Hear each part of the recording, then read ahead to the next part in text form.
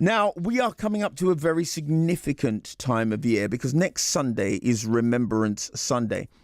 And all next week, Poppies is partnering with the official Armed Forces and Veterans Breakfast Club to offer a free fish and chips to members of its social clubs each day between 11 a.m. and 12 p.m. for the rest of November, starting next week for the rest of November. For that hour, each of Poppy's 3 London restaurants will offer veterans of all ages and members of the armed forces the chance to get together, face to face, to talk, to reminisce, and to enjoy a great meal together with brilliant banter and brilliant batter. Here to tell us more is Dereck Hardman, and Dereck is the founder and director of the Armed Forces and Veterans Breakfast Club. Dereck, welcome to the show. Thank you very much, and good morning to you. Good morning to you. Dereck, are you an ex-serviceman yourself? I am, yes. I'm a sapper. We never say we're ex. We always say I'm a sapper. I'll be a sapper for life. Go, Royal Engineers, Army. Right, okay, that means you're ready to go at any time, right? Exactly, yeah. Locked and loaded. Now, we hear so much about, the isolation that many veterans suffer, about many veterans falling on really hard times. Is that part of the reason why this kind of practical input, it's not just a day of remembrance, as significant as that is, it's not just a day of gratitude, but this is a month of actually practically giving ex-servicemen an opportunity to eat and to socialise. How important is that, Dereck? That's exceptionally important because social isolation is the predominant issue when it comes to poor mental health and suicides in veterans of the armed forces. And the reason for that is the vast majority of us, like I did, joined straight from school. So when you hear people say returning to civilian life, soldiers, sailors, airmen and airwomen don't return to civilian life. Quite often they become a civilian for the first time in their lives because they've been a schoolboy or a schoolgirl and gone straight into the military. So that sets them up immediately because it's a completely different culture to being socially isolated when they get out.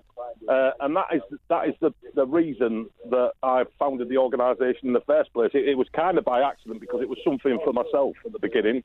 And then in 2014, there was a few guys that I'd served with came to the breakfast club I was running here in Hull and said, I wish we had something like this where we live. And that was where the light bulb went on.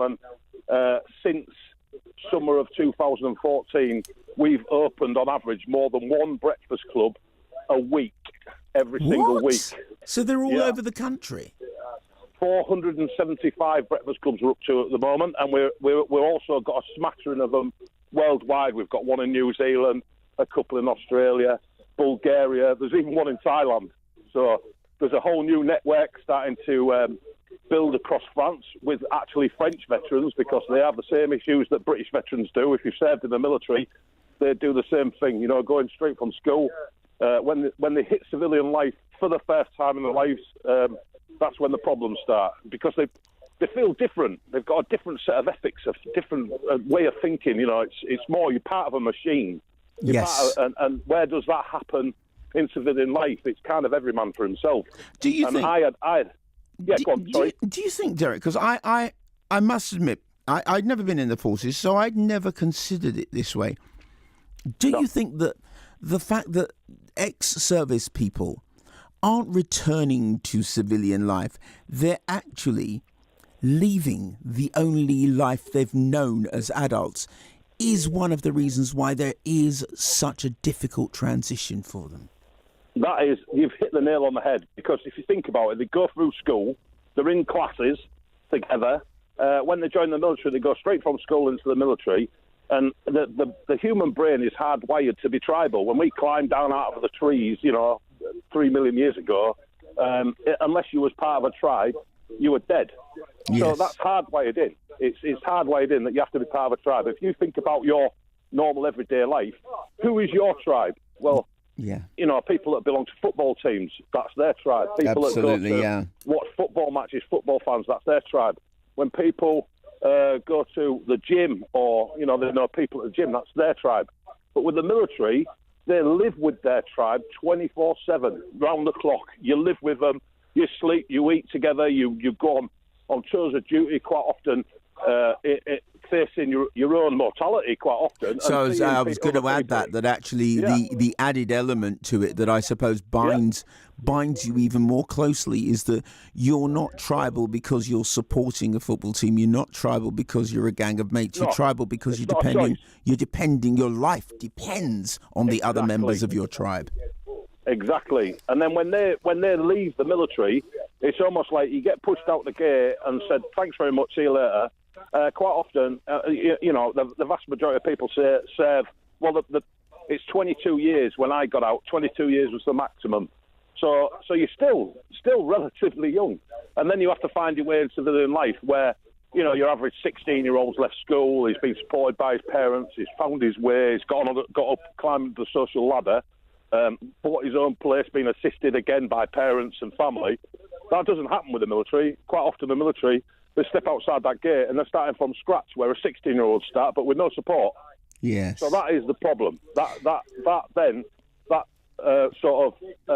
magnifies this isolation, or feelings of isolation.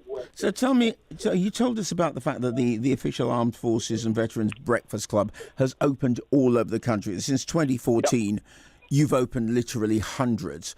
Can you tell us about this specific event, this thing that you're doing connected with Poppies? Right, Poppies Fish and Chips. What a wonderful idea. They got in contact with us and said they've got 3 places around in London that they're going to, between 11 and 12, commencing from the 6th of November, they're going to offer free fish and chips to any of our members and any serving armed forces for the rest of the month. And that's kind of, you know, the breakfast clubs. I'm stood outside of mine now. There's 50 people all having breakfast together and the banter's going, etc. And that's kind of what they're recreating again. If people turn up at their fish restaurants, they'll be sat with other veterans that have, you know, taken advantage of this offer. And again, our tagline is "Return to the Tribe."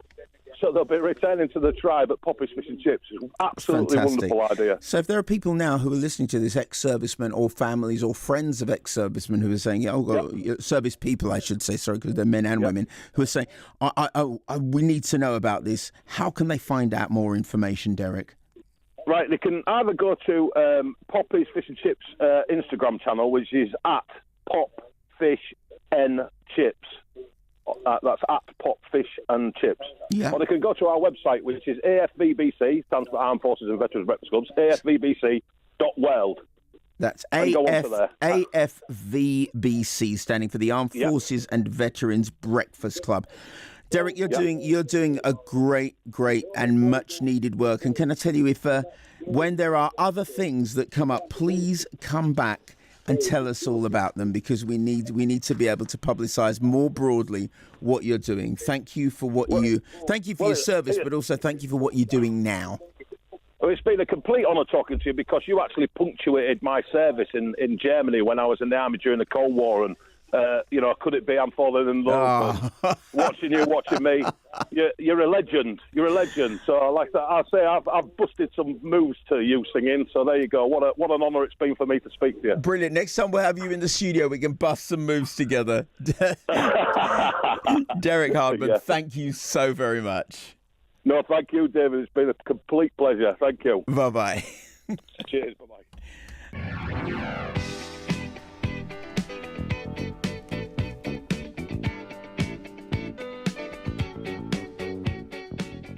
What a wonderful interview, and what a wonderful man.